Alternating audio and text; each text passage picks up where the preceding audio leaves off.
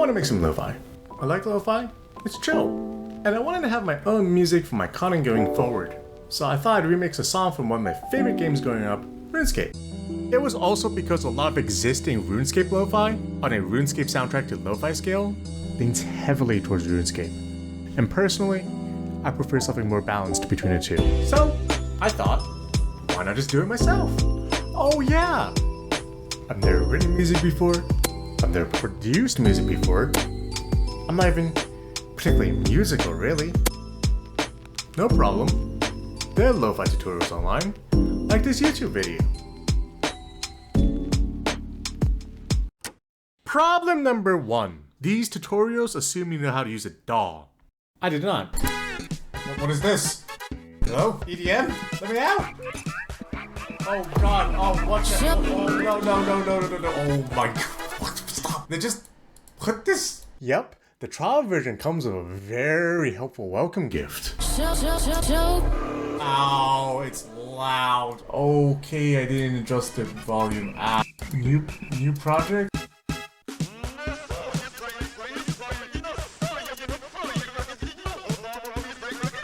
No. Oh my, what is this? What did I... Fuck, oh, it's up here. Oh. Problem number 2. I'm not even particularly musical, really. Here is me randomly pressing notes. Here's me demonstrating music theory.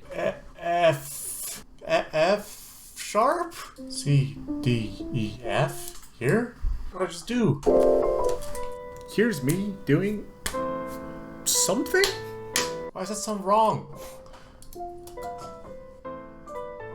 Problem number 3. The trial version comes with one major drawback, namely the fact that saving and loading files are two different features conveniently separated by a paywall. Except, I didn't figure that out until the second time I opened my file and had a blank project. But come on, who reads these things? Ultimately, they won. Luckily, I was saved by the fact that the sheet music, because it was a popular game. With the sheet music, it was pretty easy to transcribe the melody over and make chords from the electronic piano part. As for the drums, I just messed around until I had a beat I liked, though I mimicked the original cymbals. These cymbals. After some tweaking, I ended up with this. Around now, I remembered I'm making lo-fi, and I have no idea why it's 140 BPM. 80 BPM was slow. Eventually, I settled with 100. I literally don't know what this part originally was, but the evolution of it went something like this, and now it's this organ sounding thingy. At this point, the song is progressing nicely, but the balance is a bit off, and the chords are kinda hard to hear. So, it was time to learn how to mix. What's this? Why is there a green... Oh, what is this? What is that? Oh, what is that? But overall, I was feeling pretty good, so I made a quick to-do list of final touches. Do you want to be able to export locations from osrs into... What was this video about again? Oh right, lo-fi. Let me explain. I'm uploading this song as a YouTube video, so I need some visuals.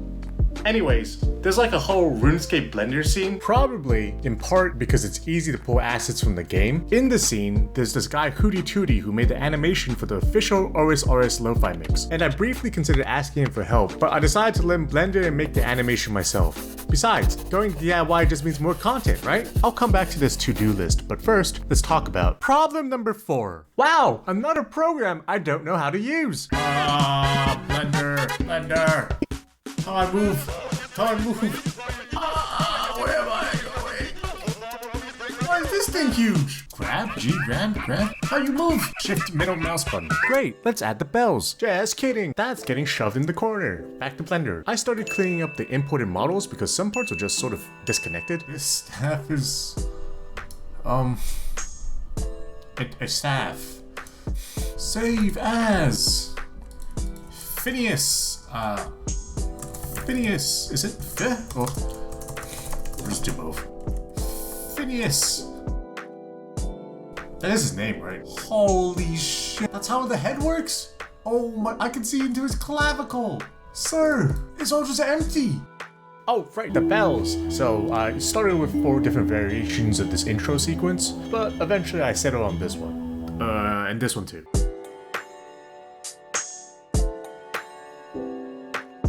Oh, it's not Phineas, it's Phileas.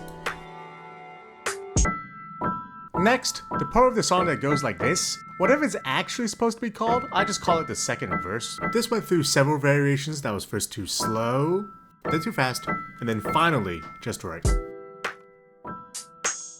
At this point in Blender, I decided on 2 things. First, that I didn't like how Phileas looked after I cleaned up the model, so I re-imported him and started over. And second, I decide this part of his beard should be white.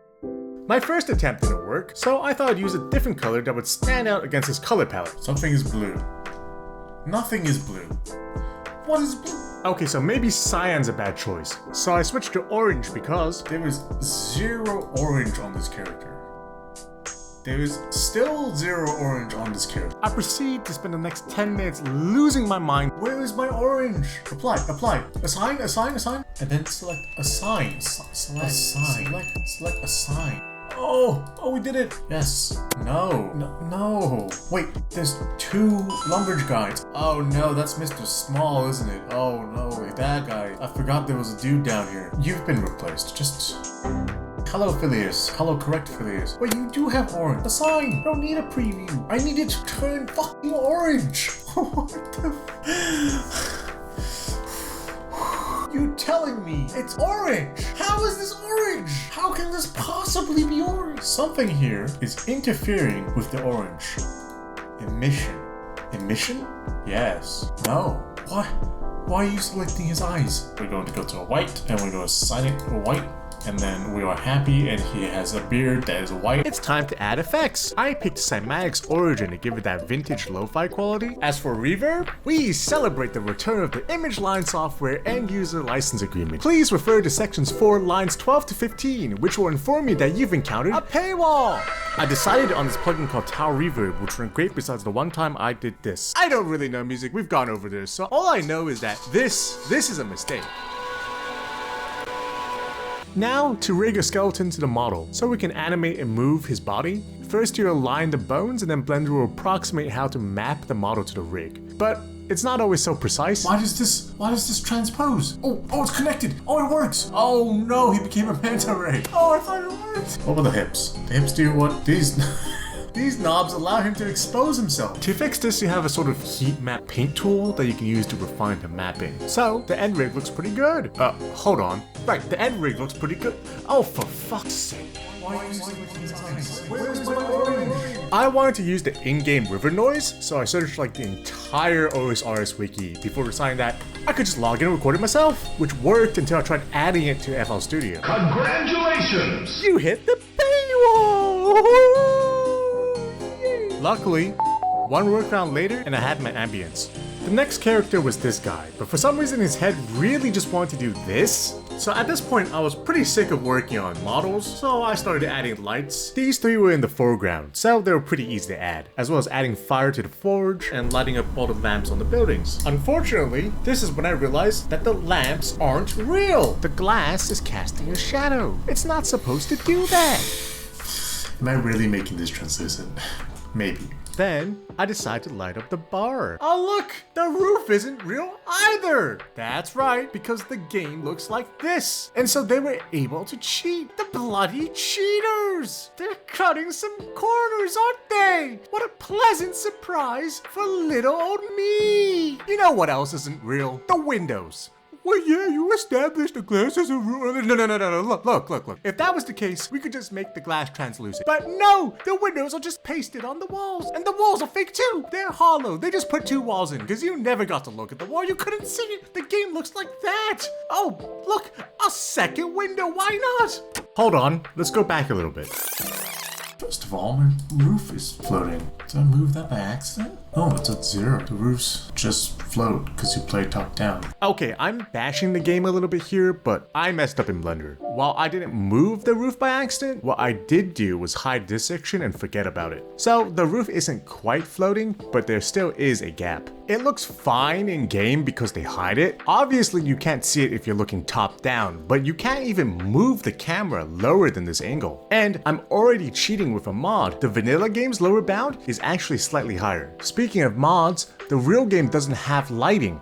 That is also externally enhanced. So the point about the windows being faked and the hollow double walls and all still stands. In the end, to have a functioning window, I had to delete the interior wall and window, punch a hole in the remaining wall, make the outside window translucent, and do all of that after fixing the building and patching all the leaks. At last, I figured it all out, and finally... I have a window! I have a fucking window! Oh my god! I have a window! That's so much effort to make the... Alright, I'll do it again. Honestly, it was smooth sailing from this point forward. By now, I was much more familiar with Blender. And the remaining work was either something that I previously figured out, or was miraculously easy for once. Adding a sunset was just tweaking some shading settings. More windows? I was pretty dramatic mid-catharsis, but the hard part was figuring out the first time. It was the same story working with the other characters. I mean, I practically had brotherhood with my man Phileas at this point. The only thing worth mentioning is maybe the animation, but although it was a new skill, it really is just keyframing. And I wonder who's familiar with that. Now, I had a bit of trouble making the animations good, and I ended up scrapping both attempts at making a walking animation. But I had always intended on having a stopping point. See, I want to make more RuneScape lo-fi in the future, so the idea was to build upon this project as I create more music. Which is also why I had imported more characters than the 3 I ended up with. I added a few more small details here and there, but really, that wraps up the project. It is strange to say this now at the end of the video, but the song is called Autumn Voyage. It's not the first piece you hear when you're new to the game. It actually triggers just beyond this bridge over here. When you enter the world of RuneScape, you get teleported right inside this castle courtyard. And then you exit out the castle gates into the peasant town of Lumbridge, cross over the Eponius Bridge over the River Lum, and travel to the outskirts of town before exploring the wider world. When you do, Autumn Voyage begins playing and marks the outset of a new journey. In reality, this is just one way to start off in-game, but it's how I remember experiencing the game as a kid. This song and this experience is how I most deeply connect to a game that has given me so many memories and has honestly shaped a part of my life. As for this part of my life, these 4 months I've spent working on this video, I'm proud. I did something new. Actually, I did a lot of things new. And despite now wishing I developed the beat more, I like my song. I'm probably like 50 of the 300-ish views currently on the video. In the end, I suppose this video wasn't really about the music. Rather, it was about the process of learning new skills and creating something cool. Because unlike RuneScape, life isn't as simple as clicking, gaining experience, and leveling up. Making something worthwhile is often a maddening, confusing, long, and overwhelming experience. And overcoming that takes hard work and perseverance. And it also takes actually trying and putting yourself out there. Making this song and making this video marks my first real steps on YouTube. And I hope you'll join me on this journey.